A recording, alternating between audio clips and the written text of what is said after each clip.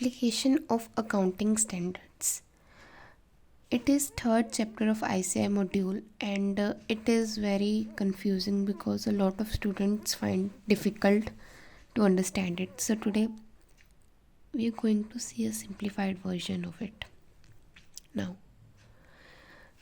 companies are of two types. Firstly, companies which are not applying Ind AS rules, and non-corporate entities means which are not companies. Now, companies are further divided into two types: non-SMC, SMC. What are non-SMC companies? Non-SMC companies means banks, insurance company and certain financial institutes, or listed companies or the companies which are in the process of listing, and the companies whose turnover is more than 250 crores in previous year.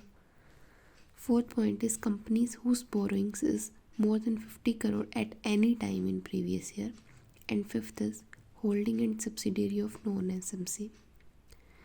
अगर इन 5 पॉइंटों में से कोई भी एक point पूरा होता है तो वो कंपनी नॉन एसएमसी की कैटेगरी में आ जाएगी, और नॉन एसएमसी कैटेगरी वाली कंपनी को सारे एएस अप्लाई करने पड़ते हैं।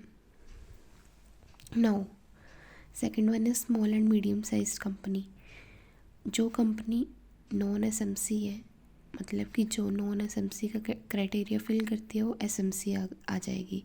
लाइक जो कंपनी लिस्टेड नहीं है, या फिर जो प्रोसेस ऑफ लिस्टिंग में नहीं है, या फिर जिन कंपनीज का turnover is less than 250 crore है, या जिनकी borrowing is less than 50 crore eight any time in previous year, और जो नॉन एसएमसी की होल्डिंग या सब्सिडियरी कंपनी नहीं है, वो एसएमसी कंपनीज आ जाएगी। अब एसएमसी कंपनीज मतलब कि छोटी कंपनीज, अब इनको सारे अकाउंटिंग स्टैंडर्ड अप्लाई करने की ज़रूरत नहीं पड़ती। लाइक नॉन एसएमसी को तो apply we have to apply AS 1 to 29 all ना, बट एसएमसी को एग्जम्पशंस और रिलैक्सेशन अवेलेबल है। फुल एग्जम्पशन कौन सी है? AS 3, 17, 20, partial exemption 15, disclosure exemption AS 19, 28, 29 and special exemption AS 21, 23, 27, 25 and 14.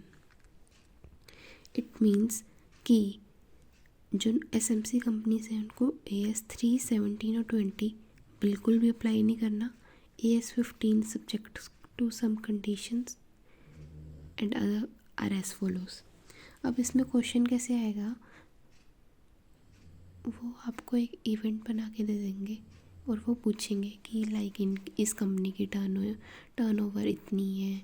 इसको पहले तो हमने क्लासीफाई करना है कि ये नॉन एसएमसी है, एसएमसी। फिर उसके बाद हमने बताना है कि इनको कौन कौन से एएस नहीं लगते, मीन्स ये वाले। अगर तो वो एसएमसी हुई तो वहाँ उनको सारे एएस लगेंगे, लेकिन अगर वो नॉन एसएमसी हुई तो उनको ये वाले एएस नहीं लगेंगे।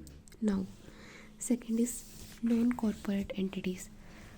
Second part, non-corporate entities which are not companies means like partnership firm, HUF or anything which does commercial, industrial or business activities.